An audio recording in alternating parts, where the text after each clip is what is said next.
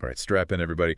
Today, we're going deep on something pretty wild, this Dracula Flow transcript. And yeah, well, let's just say it's a trip. Imagine like a vampire, right? But he's just snorted a mountain of coke and found out he won the lottery. Yeah, this is a deep dive into a really specific corner of the internet. It's out there, that's for sure. It's boastful, violent, and honestly, pretty damn funny at times. Okay, so funny, yeah, I get that. But also kind of like, should I really be laughing at this, you know?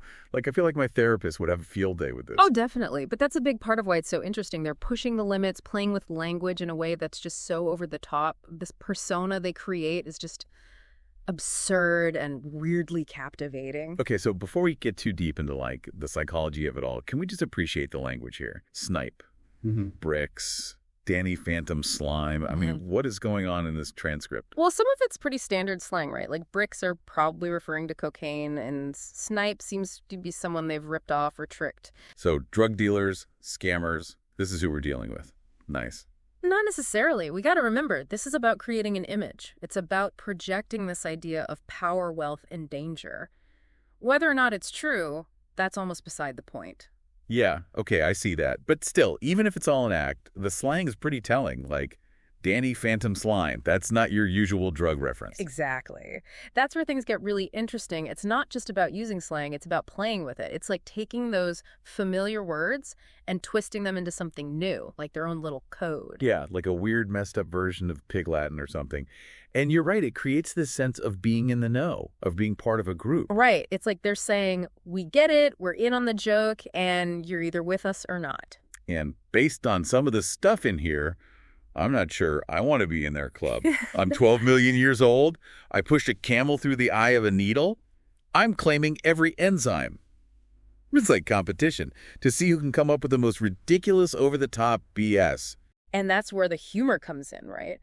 It's so outrageous, so outlandish that it flips into being funny. Like they're turning bragging into a performance art piece. I guess so. But there's also this kind of underlying, I don't know, darkness. Like there's this real sense of danger behind all the jokes and the bragging. Absolutely. And that's where Dracula comes in. We'll get more into that later. But it's not an accident they chose that name. No, Dracula's not exactly known for being a nice guy. Exactly. Dracula represents power, darkness, a willingness to break the rules. And I think that's exactly what they're tapping into here. So it's more than just empty boasting. There's an actual message they're trying to get across. I think so. And the language, the slang, all of it is part of creating this image of someone who is both alluring and terrifying. Okay, I'm hooked. Let's unpack this whole Dracula thing. What does that name really signify in this context? You know, it's interesting how they've taken Dracula, this mythical figure, and kind of mashed him up with, like, street culture. It's like they plucked him straight out of Transylvania and dropped him into some, I don't know, dark corner of the internet. It is a weird mix, right? Like, you've got name drops of Chanel, Valentino, all that fancy stuff, but then right next to it is talk about smoking symbiotes and having money longer than James Cameron. It's like they're blurring the lines on purpose. Like they're saying, look, we don't care about your rules or expectations. This is a world where anything goes. Money, power, it doesn't matter how you get it. And they seem to be having a blast with it. Some of these lines are pure gold, like comedically.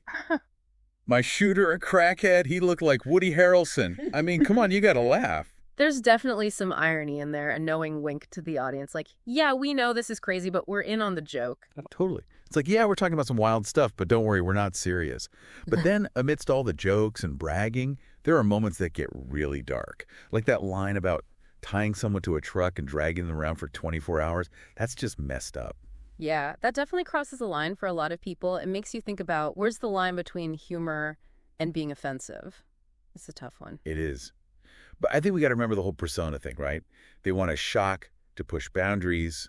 Whether they actually believe in violence, it's almost not the point. Right. It's about projecting this image of being dangerous, unpredictable, someone who doesn't care about morality. And that's honestly what makes it so fascinating to analyze. It forces us to confront our own limits, what makes us uncomfortable. It's like they're holding up a mirror showing us our own weird fascination with darkness. We might be horrified by what they're saying, but there's a part of us that's drawn to the power, the freedom they represent. Absolutely. It taps into something primal, this urge to break free from all the rules and embrace the wild side.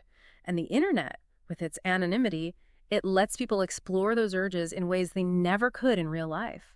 So it's bigger than just this Dracula Flow thing, right? Yeah. It's about this desire to be powerful, to go against the grain. Exactly. It's like the internet itself, identities are fluid, boundaries are blurred, anything is possible, which is exciting, but also kind of terrifying. So how do we balance that? The creativity, the danger, all of it. It all comes down to awareness, I think.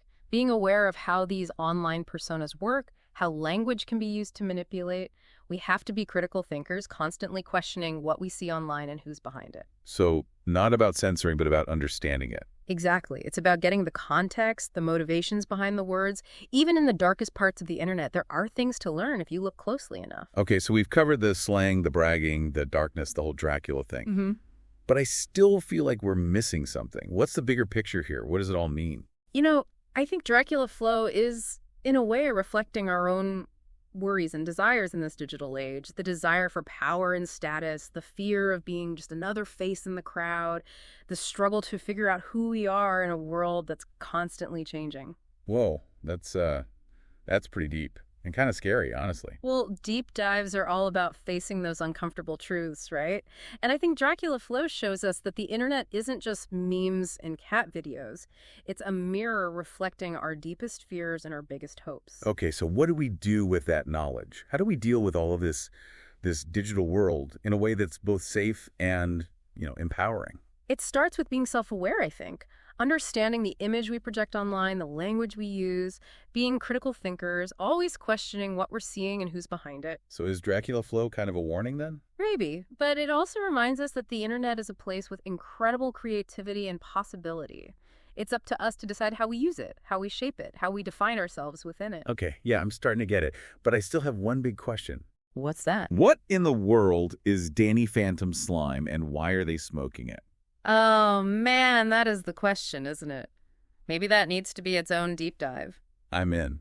But for now, I think we've given our listeners a lot to think about. Absolutely. So to our listener out there, what does Dracula Flow tell you about your own relationship with the internet, with humor, with who you are online? It's something to think about as you navigate this crazy, ever-changing world of the internet. This whole Dracula Flow thing, it's really stuck with me. It's like one of those, you see a car crash, and you should look away, but you just can't. Yeah, it's powerful stuff for sure. Humor, darkness, and social commentary all mixed together. It shows how the internet can really take those elements and amplify them and create these whole subcultures. It's funny. With all the crazy bragging and stuff, there are these moments that are actually insightful. Like that line, I don't know who I am anymore. I'm getting too much money. It's supposed to be a joke, but man, it kind of hits deep.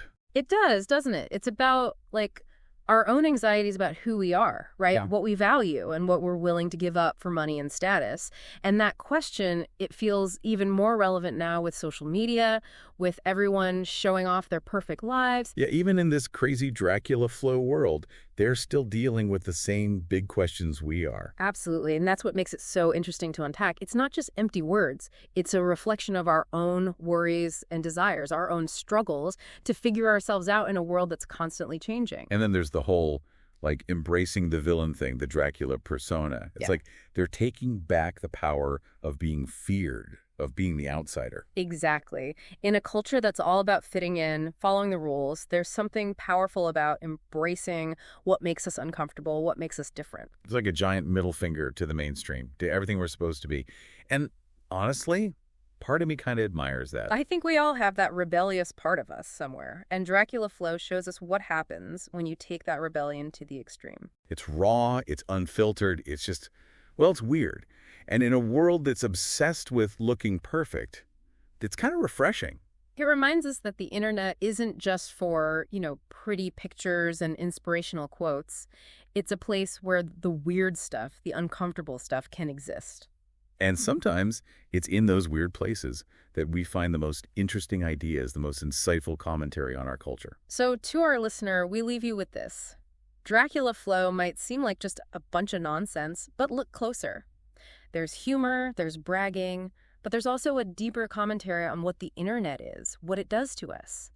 It's a reminder that even in the strangest corners of the web, There are things to learn if you're willing to look. Yeah, it's a wild ride, that's for sure. Yeah. But that's what deep dives are all about, right? Yeah. Exploring the unexpected and maybe learning a little something about ourselves along the way. Exactly. So that wraps up our deep dive into the world of Dracula Flow. We hope you enjoyed the journey. Until next time, stay curious, stay critical, and stay weird.